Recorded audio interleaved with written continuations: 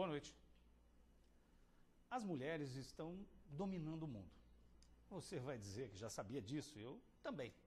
Porém, somente hoje me dei conta de que não é apenas um papo feminista, ou mesmo assunto de homens confiantes de sua autoridade masculina, que apenas pretendem fazer média com o sexo oposto. Como réu, confesso, essa história de mulher assumindo seu lugar no mundo me cheirava coisa de revista feminina buscando fortalecer a autoestima do sexo frágil. Sinceramente, não que eu temesse a possibilidade, mas agora, mais do que matéria de revista, mera homenagem no Dia Internacional da Mulher, isso se tornou concreto, mensurável, quantitativamente comprovado, estatisticamente verdadeiro. Eu já havia reparado que elas realmente estavam mais confiantes. Notei isso pelo andar delas nas ruas. Incrível como parecem saber realmente para onde estão indo. Repare você, as mulheres estão sempre com a cabeça ereta, passos rápidos e decididos. Agora compare com os cuecões, perdidos nas esquinas, olhando para os lados, desconfiados, inseguros, sempre fingindo falar com alguém no celular. Só resolvem agir quando uma saia vermelha passa indicando que o sinal está verde. Elas realmente estão tomando conta de todos os comandos. Perceba isso no local onde você trabalha. Provavelmente a sua gerente já seja uma mulher, ou se ainda não é, dê uma olhadinha disfarçada para aquela moça que está bem próxima de você naquela mesa ao fundo. Veja como ela quer saber de tudo, vive dando palpite, fazendo sugestões.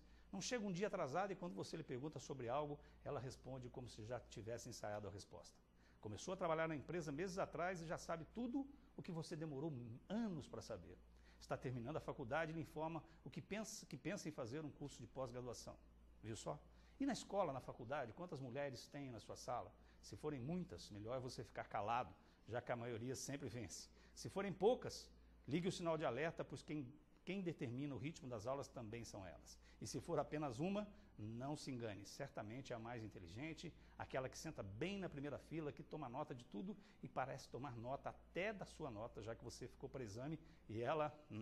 Veja aí na sua cidade, quantas estão em cargos de chefia na prefeitura, nas empresas, nas escolas, nos hospitais. Parece uma invasão, uma revolução, uma insurreição.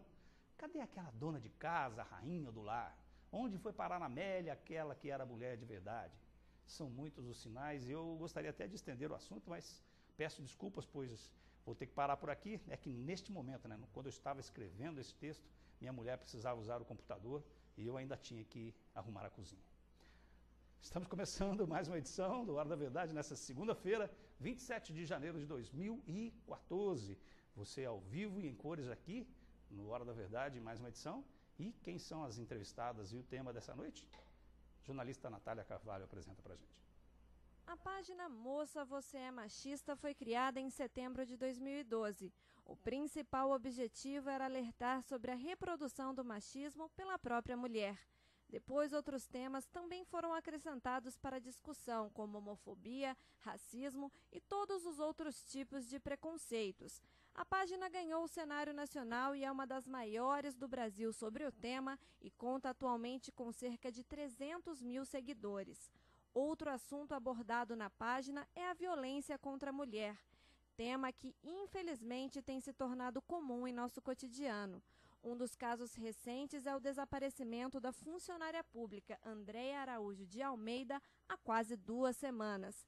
Uma das irmãs da servidora afirma que Andréia foi vítima de violência doméstica. Tem queixa na delegacia, sabe? Ela tem medida protetiva, ela fez queixa, tem uma medida protetiva contra o ex-parceiro. A gente não pode afirmar nada, mas são suspeitas. Para falar sobre esses assuntos, recebemos no Hora da Verdade de hoje as professoras Andréia Benetti e Ana Chaves. Jornalista Natália Carvalho, hoje eu estou no meio das mulheres. A jornalista Natália Carvalho apresentando para a gente aí as entrevistadas dessa noite do Hora da Verdade, Andréia Benetti, professora, e também a professora Ana Chaves. A gente vai estar discutindo questões ligadas ao universo feminino, que é claro, tem tudo a ver também com o universo masculino. Aliás, as mulheres realmente são de Marte, os homens são de Vênus? Como é que é essa história? Boa noite, Andréia Benetti, obrigado pela sua presença. Boa noite, Ana Chaves. Boa noite, William. E aí, as mulheres são de Vênus, os homens são de Marte? Existe essa proposta? Eu não gosto muito dessa abordagem, mas eu entendo até a época que ela foi escrita. Acho que foi meio que auge da liberação sexual feminina, né?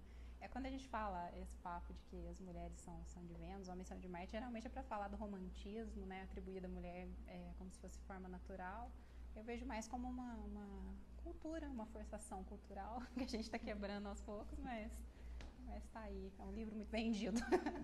Agora, Ana, eu falei no meu editorial, né, que às vezes nós, homens, né, às vezes a gente olha para uma mulher assim, e realmente é isso.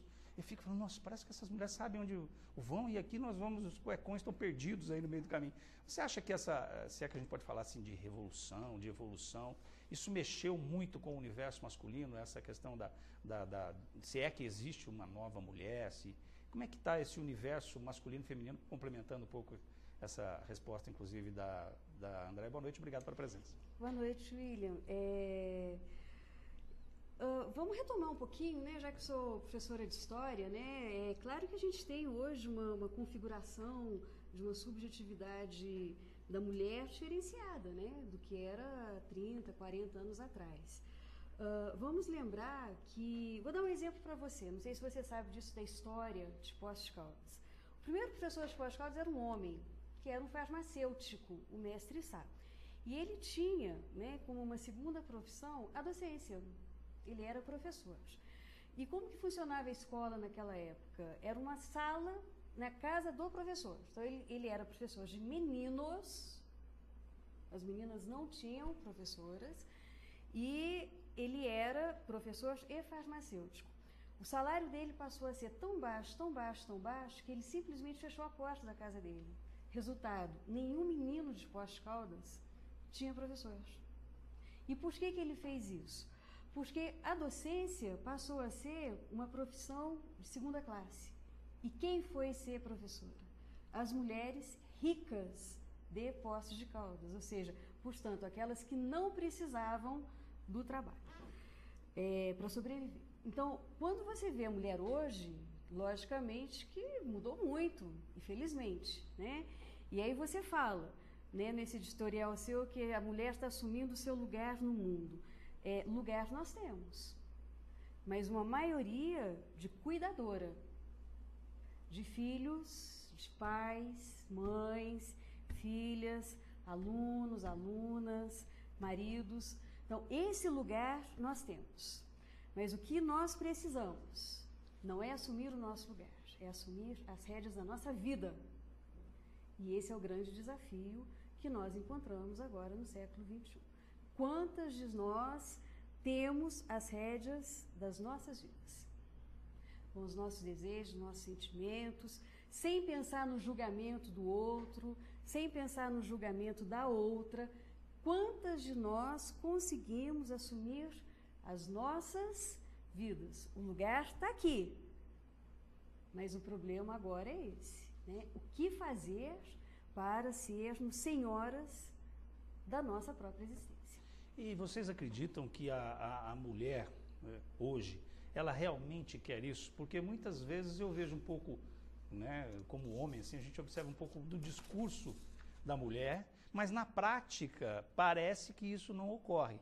Ou seja, existe um discurso que não, eu quero ter o meu espaço e tal, mas no final das contas a gente observa um pouco do comodismo da mulher em relação a continuar, entre aspas, a ser um pouco dependente do homem. Eu entendo isso como na verdade é um machismo construído, né? Quando a gente fez a página Moça, Você é Machista, foi com essa intenção, porque a gente via em outras páginas feministas comentários machistas vindo de mulheres, né? Tanto que no começo a página foi super criticada, assim, recebia muita crítica, né?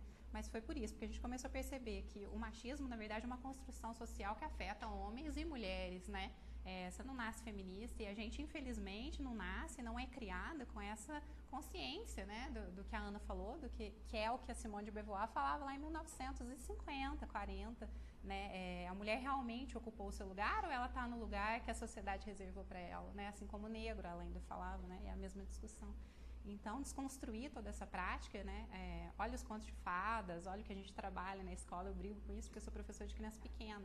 A gente cria as meninas para casar, né, para achar o príncipe encantado. Então, né, os meninos, que faculdade você vai fazer? Vai ser engenheiro, médico, advogado? Raramente pergunta para uma menina, né? Pergunta, vai casar com quem?